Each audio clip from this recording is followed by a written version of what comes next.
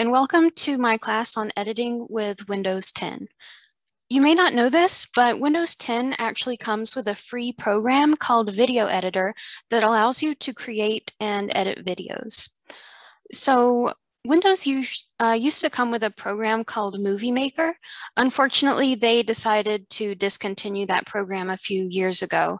But with Windows 10, they bundled the video editor in with an app called the Photos app. And this is a fully functional video editor that allows you to trim and edit clips, add text and background music, and even add 3D effects. So let's get started. First of all, how do we find this app? Here I am on my Windows 10 desktop. In the search bar down below, I like to simply type in video editor and it should pop up right away, and just press enter to open that. Now, when you open this program, you'll notice that you are technically in the Photos app. There's a tab up here that allows you to switch between photos and video editing, but for our purposes today, we want to stay in the video editor. On this home screen of the video editor, it's a pretty simple interface. We've just got a new video project button on the top left corner of the screen. And if you've done anything before, you'll see under My Video Projects down here, it'll show you some of our previous video projects. I actually used this program to make a few of the new Skills Saturday videos over on our YouTube channel. So the cloud acrylic painting and the needle felting video, that was all me and 100% done in this app. But let's get started by clicking the New Video Project button. This opens up a new screen and it will ask you to name your video. Let's name it something short but descriptive and press OK when we're done. I'm going to be naming mine Shed because I'm going to be using some footage from the Shed aquarium that I took. And press OK. All right, now if you're familiar with any other video editing software or even the old Movie Maker, this will likely look very familiar to you. You have the project library here on the top left where you can add photos and video clips that you want to use in your project. You have the preview area over here on the right where you can sample your video. And down on the bottom, you have the storyboard, which is like a timeline of the video. Let's go ahead and get some clips into our project library. You can either click and drag content into this program directly, or simply click the Add button and choose a file from there. And when you click Add, a few different options come up. You can add from your PC, so just choosing a file that has already been saved on your computer. Add from collections, which if you have a photo within the Photos app, you can choose it from there, or add from web. And that opens Bing, which is Microsoft's search engine, and it will let you search for an image to add into your video. In my case, I already have the video files that I want to use already saved on my computer. So I'm going to click from this PC. And let's navigate to where my videos are saved. I have it in this photo called Shed Videos. All right, as you can see, I went to the Shed Aquarium and took some great videos with the GoPro camera that I actually checked out from the library. So I'm going to be using these clips for today's projects. I can go through these videos and select multiple of them, just one or two. You can go through and control click, so hold down control and press your left mouse button to choose multiple ones, or if you just want to select all of them, you can drag a box around all of these. You can view extra large if you're not quite sure what's in the content of these videos. But for my purposes, I'm just going to select all of these and press open. Okay, and they're all here in my project library now. Now, just because you've added a clip to your project library doesn't mean you have to use all of them in your project. You can add things here, even if you're not 100% sure you want it in the final video. So the first thing I'd like to show you all is how to create an introductory title card. And I can do that by clicking the Add Title Card button down here in the storyboard section. It starts off as a blank blue colored slide that is 3 seconds long. You can see in the lower left corner of the slide in the storyboard, but we can change everything about this title card. With this card selected, click on Text in the storyboard area. And this brings up a screen with a lot of different options. The first thing we want to change is the text that is displayed up here. By default, it is title, but we can give it something more descriptive than that. Let's rename this Shed Aquarium. And after we do that, we can select a text style from the list below. A lot of these are animated, so you can click on one and use the slider here to preview what the animation will look like. So this seek slider, we're going to be using that a lot today. You can click and drag it to see a little bit of how that looks animated. I like the adventure text style personally. So let's click on that and look at what the animation looks like. I'm going to take this seek slider to the beginning and click play.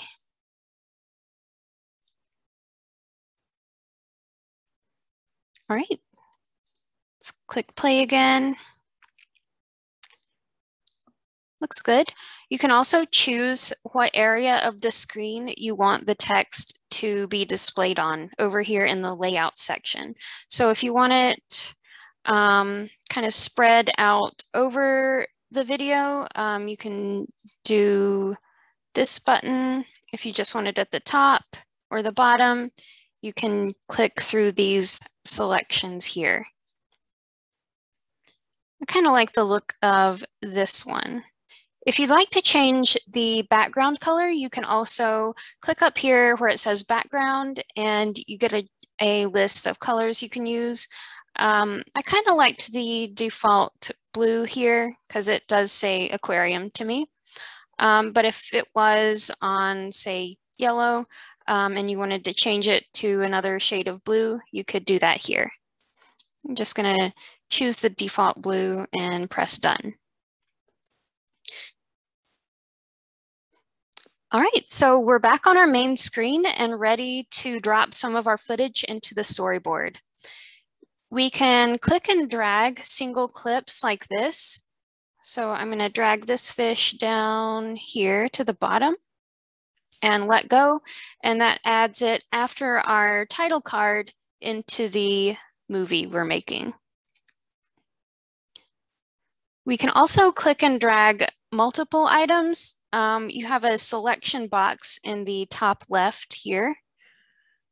And I'm just going to choose all of these.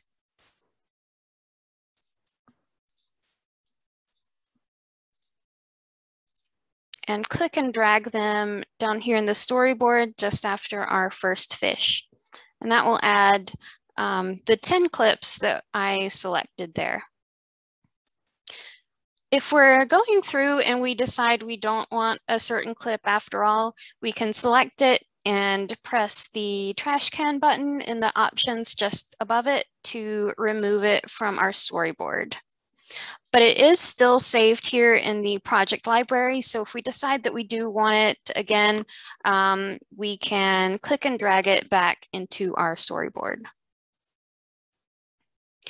Before I start editing these, I'm just going to take a moment to mute all of these clips because since it was in an aquarium with a lot of people, there is some loud background noise and I want you to be able to hear me while I'm editing the video. So if you click on the volume adjuster down in the bottom right, you can change the slider to change how loud you want the background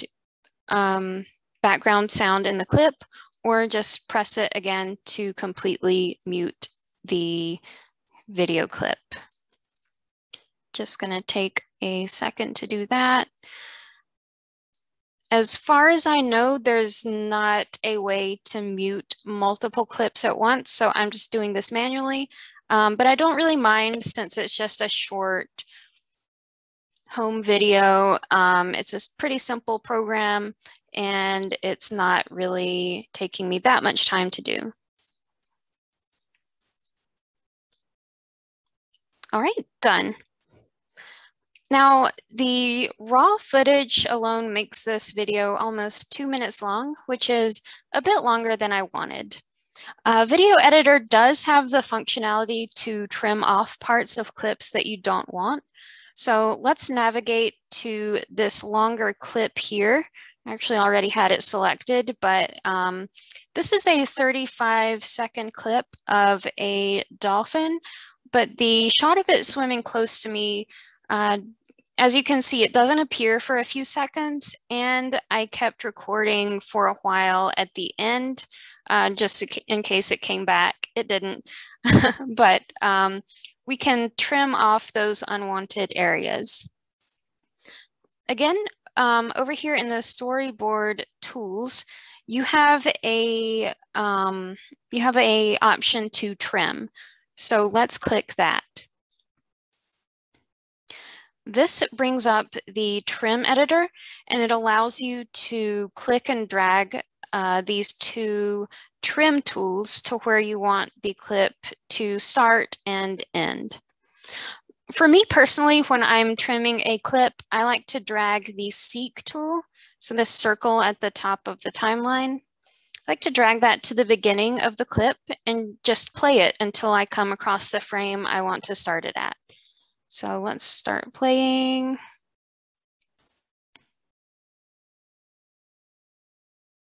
Okay, so here the dolphin is coming up, so I paused it. I'm just going to click previous frame button a few times to get it just before he starts coming up. And now I can click and drag the left trim tool. It says start of trim when you hover over it. I can drag that to where my seek tool is. And it does kind of snap to where that is. I'm going to keep playing it. Actually, let me take the seek tool back.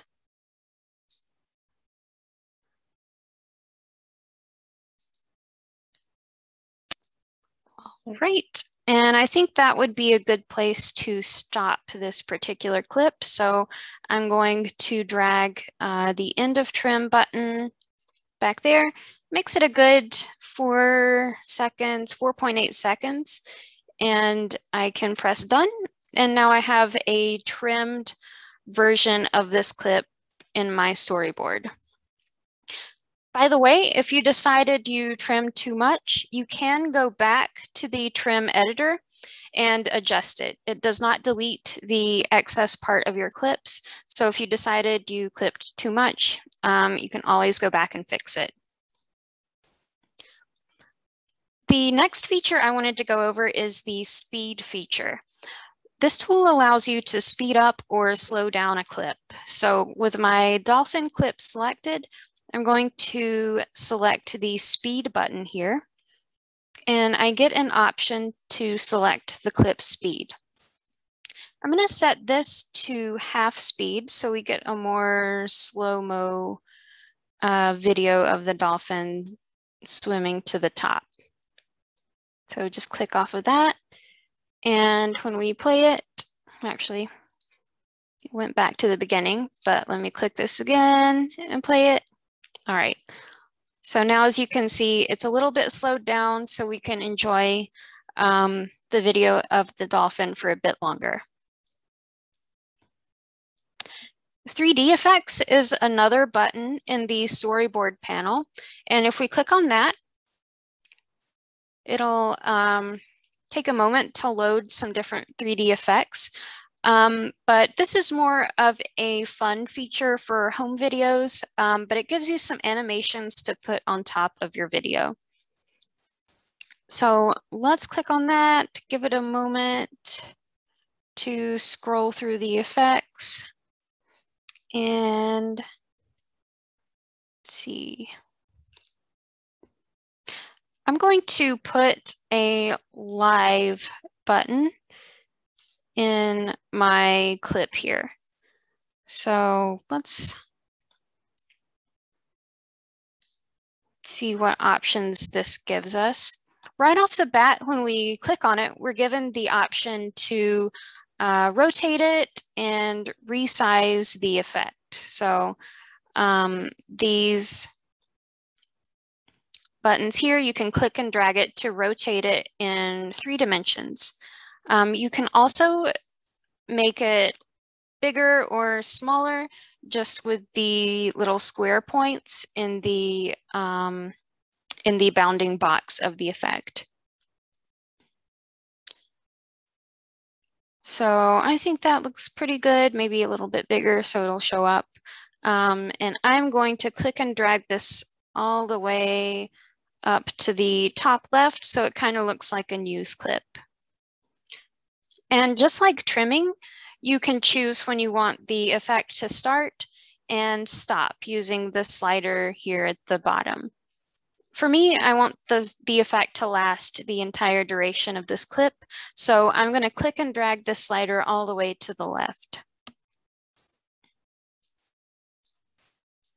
So let's go to the beginning of the clip and preview my effect here.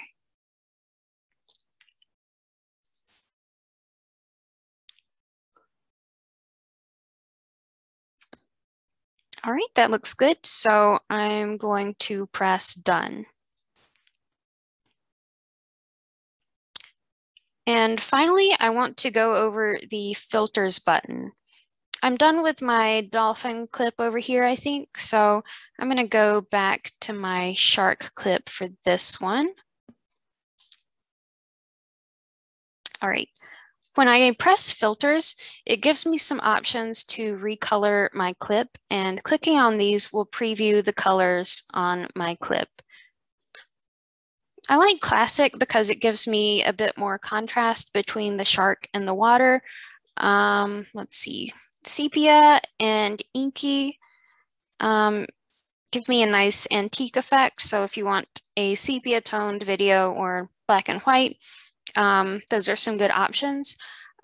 Even have a couple of weird ones down here like Pixel and Arcade.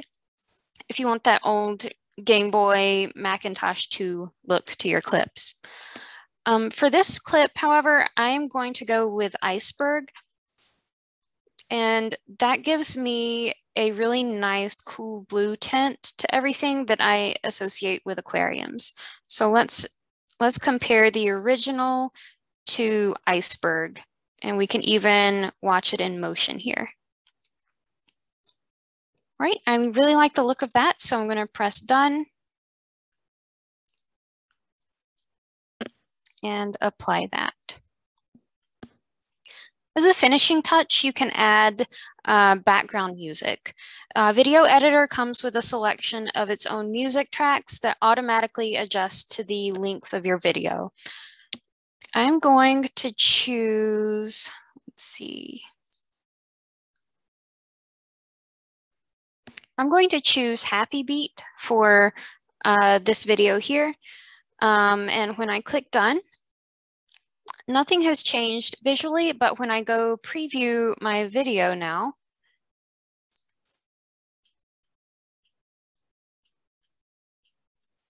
you can hear the background music being played over the clips that I chose.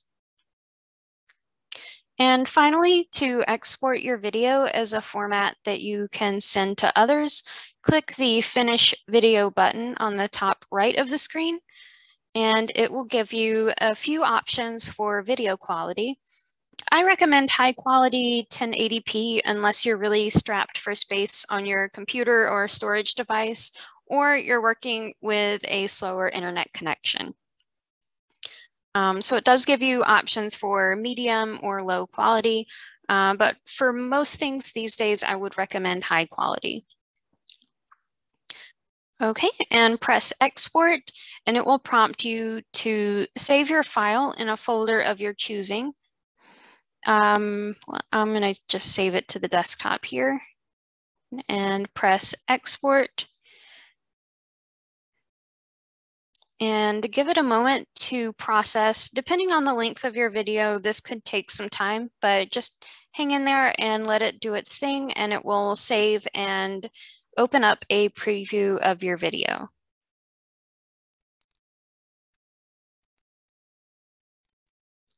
All right, and it's given me just a pop-up. It's got it saved in MP4 format, and it says, here's the video you created. So let's just kind of scrub through this. Looks great. All right, thank you for watching this overview of the Windows Video Editor, and I hope you got something out of it and create some great home videos of your vacations and adventures. Thank you.